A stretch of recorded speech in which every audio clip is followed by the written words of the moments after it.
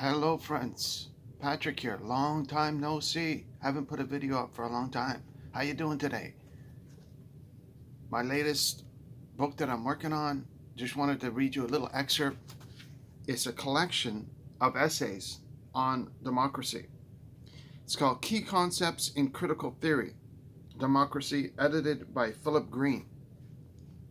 And so I read the first couple of essays, and the first one is a selection from The Social Contract by Jean-Jacques Rousseau, and that is some serious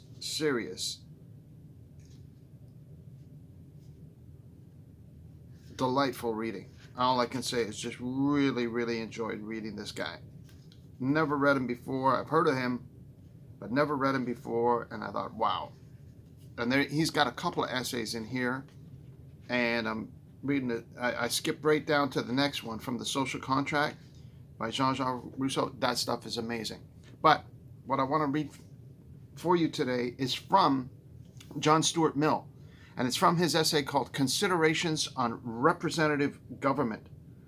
And apparently that was published in New York in 1951. John Stuart Mill, Considerations on Representative Government. I'm just going to read you the very first paragraph of this essay that jumped out at me. It's a short essay. It's how many pages? What, 3, 4, 5 pages?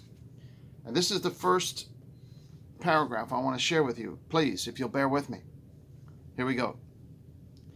There is no difficulty in showing that the ideally best form of government is that in which the sovereignty or supreme controlling power in the last resort is vested in the entire aggregate of the community. Every citizen not only having a voice in the exercise of that ultimate sovereignty, but being at least occasionally called on to take an actual part in the government by the personal discharge of some public function, local or general. Did you catch that? Maybe just rewind it and go through it slowly, right? John Stuart Mill is saying the best form of government is that government in which the entire community contributes to the power of that government. That every citizen has a voice in exercising that power in some type of, he calls it personal discharge, some type of public function, local or general, some type of duty, some type of participation. We don't have that today. When we have an election for our government, those positions of government that are going to be filled, whatever those specific offices are, Minister of Education, Minister of Finance, Minister of this, that, the other thing, the President, the Vice President, the Premier, the Prime Minister, the Vice Chair, this person, that person, all these positions of power. The public, the citizenry, the entire aggregate of the community does not participate in filling those positions in any way, shape, or form. The vast majority, maybe a third of the population votes if we're lucky. And of that third, a small portion of that ends up indicating the majority vote that allows that individual to get elected to a public office. And so you end up where maybe 10% of the population is enough to put in place. If it was two people competing for a single position, it would be anything over 15%, over half of that 30% that votes would be enough to elect that person. But usually you have multiple candidates, so you may have a tiny fraction of the population, maybe 6-7% of the participants enabling that individual to get into. But I think also John Stuart Mill here is talking about other types of participation beyond voting, such as volunteer work, serving in some capacity of different types of community beneficial activity of some form. He's saying that this is the best way to have the power that is controlled by the government to be distributed and participated in by all the citizens. This is the best paragraph of this essay. The rest is boring and inconsequential as far as I'm concerned. But that one paragraph, how can that be fulfilled?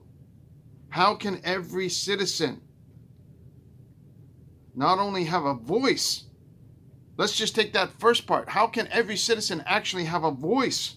Because he said that you should have a voice, but not only a voice, you should also occasionally take on an actual function of some form by participating more concretely in your local government, whether it be on the local level or on the general level, on the federal level, on the large or small, doesn't matter. He's saying there should be some participation there, and that ends up resulting in the best form of government, which we obviously do not have today. But even if we take his first comment, to have a voice, how is that possible? Will that be possible in the future? And I do believe it will.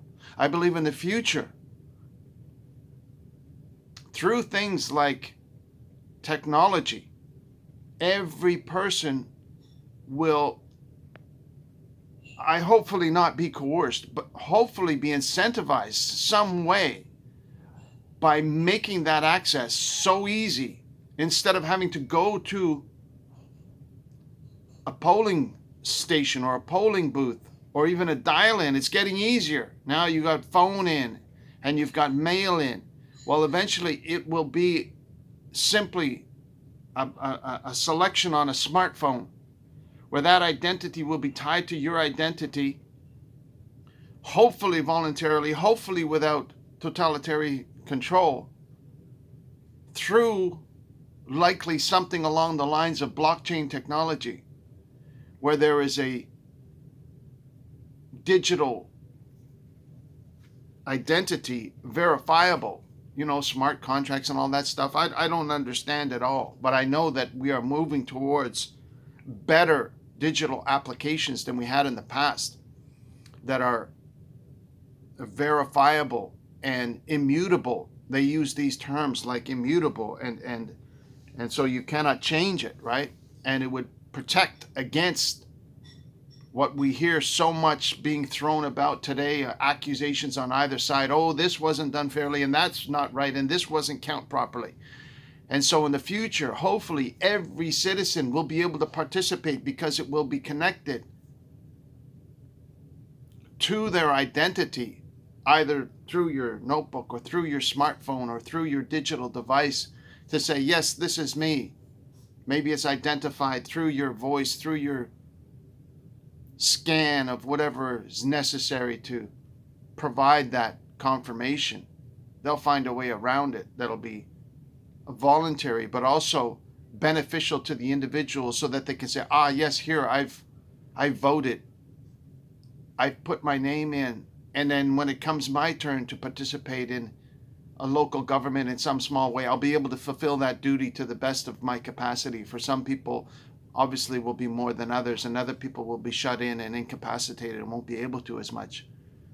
But that will be a huge improvement in the future when we have the participation of all the citizenry, so that we know genuinely what the citizenry genuinely wants, cares about, feels strongly about, and wants to support things that are proper and righteous and good for society, that helps to benefit everybody. And for those areas that are in dispute, that the genuine majority of people will be able to reach a majority consensus to say, yes, this is a difficult topic, but the majority of the people feel that because this is a topic that is within the sphere of government control, it should go this way, and the majority will have to rule. And if that decision changes over time, then the majority will change over time, just as we've had changes in many different rules and laws and regulations and bylaws that have evolved over time. and people's tastes and attitudes and desires have changed over time, sometimes for the good, sometimes not so good.